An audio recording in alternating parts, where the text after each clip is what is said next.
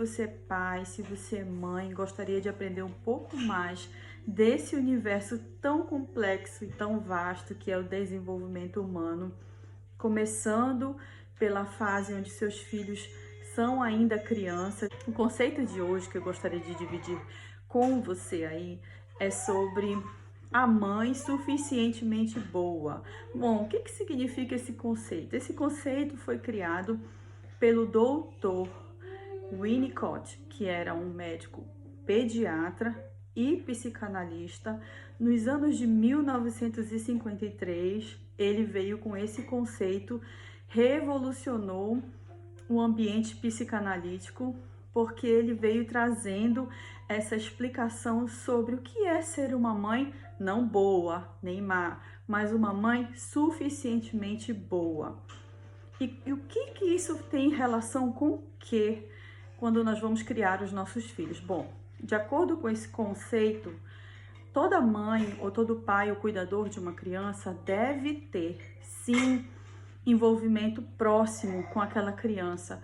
Não somente dar comida, levar para passear, dar manutenção de vida para aquela criança sobreviver nesse mundo. Ele precisa, aquele cuidador, aquela mãe, aquele pai, seja lá quem for que seja considerado pai ou mãe, precisa ter uma conexão com essa criança equilibrada. Como que isso funciona?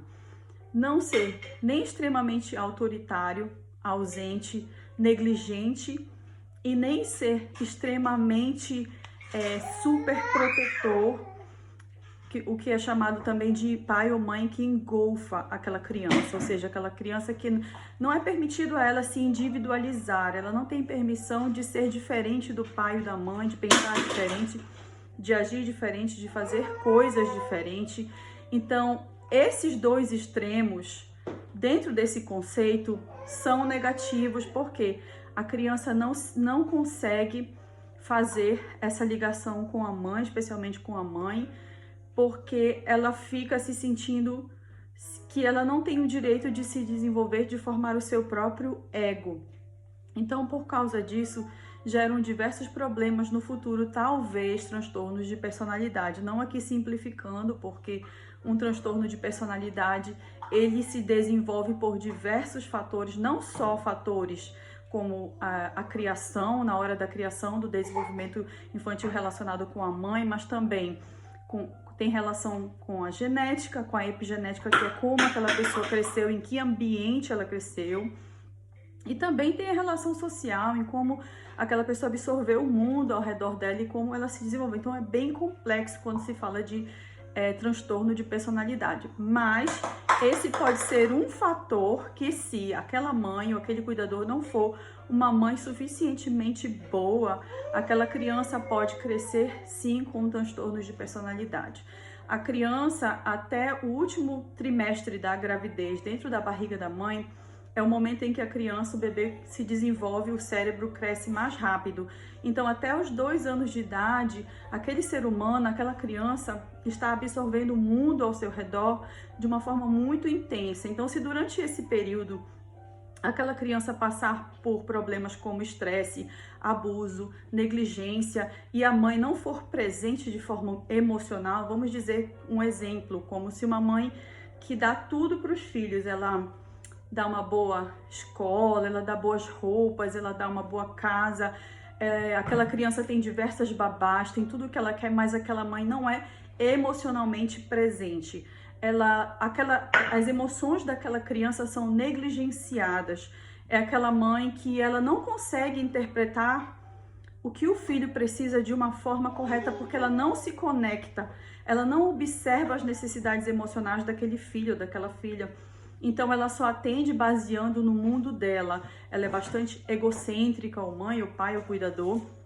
Então aquela criança se sente invisível, não vista, não atendida.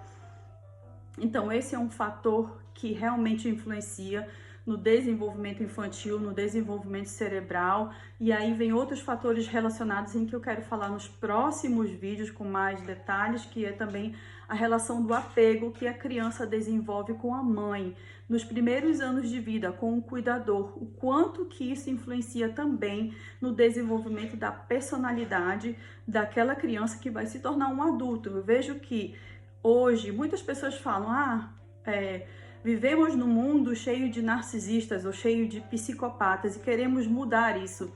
Mas nós não entendemos, a maioria das pessoas não entende, que esse fator é influenciado pela forma em que as crianças são criadas, também além da genética, fatores biológicos e fatores sociais, mas tem esse fator que é muito importante dos primeiros anos de vida, como essa criança se relacionou no seu lar, como ela foi criada para o mundo lá fora, para a sociedade. Então, se nós queremos mudar esse mundo, essa sociedade extremamente com traços de psicopatia muito alto e narcisismo muito alto, precisamos começar dentro da nossa casa, na nossa família. Precisamos começar a entender o quanto que a criação de filhos é algo extremamente complexo, importante, relevante, que não deve ser desmerecido de forma alguma, em que todos nós, pais, deveríamos sim estar dando atenção mais a isso, não só dando alimento que é necessário para uma criança, uma casa, um cobertor, uma roupa, mas também atender às suas necessidades emocionais, entender como funciona aquela criança, que é um ser humano extremamente complexo.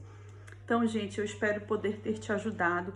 Se você gostaria de saber mais sobre esse conceito, pode me fazer perguntas aqui no canal, ou pode me mandar mensagem no privado, e eu estou aqui à disposição para te ajudar.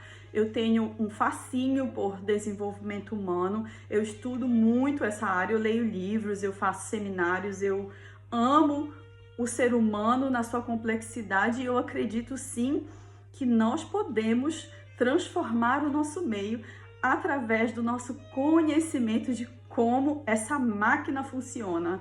Muito obrigada, eu espero que no próximo vídeo você esteja aqui, tá bom? Tchau!